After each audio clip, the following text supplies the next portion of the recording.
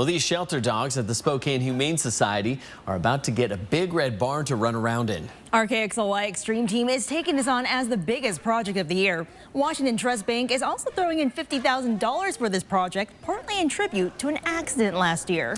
Now, last February, a man was walking his dog, Hank, on the sidewalk outside of Washington Trust Bank, but the bank had a heated sidewalk and the stray voltage electrocuted Hank. Washington Trust was quick to take responsibility for the accident and immediately made changes so it wouldn't happen again.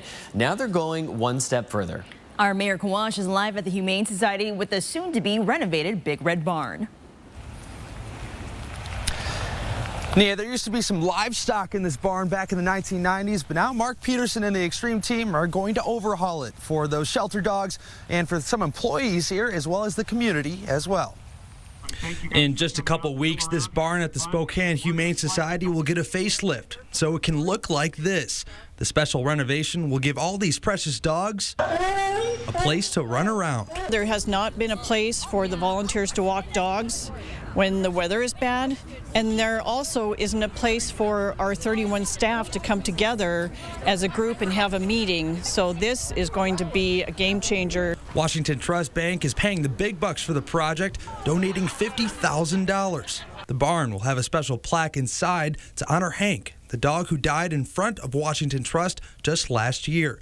The employees think it was a no-brainer to chip in on this barn. When they heard that we were going to do this, they're so excited to be here, to get involved, to get their hands dirty, and really make this an amazing space for the animals and the Spokane Humane Society. Some exterior construction is already underway. The Extreme team will really get down to business starting February 17th, leading up to the big reveal on 4 News Now later that week.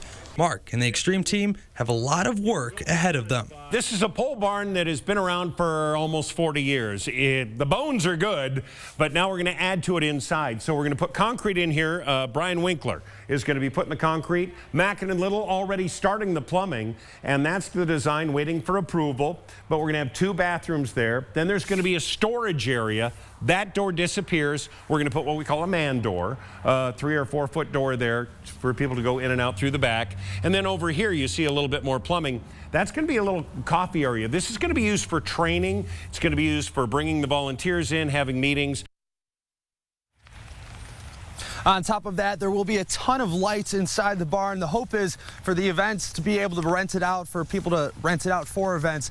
Now, the hope is for this to start February 17th. You could expect that to be done within about 3 days after that for construction. Live from the Big Red Barn tonight, Mayor Kawash, 4 News Now.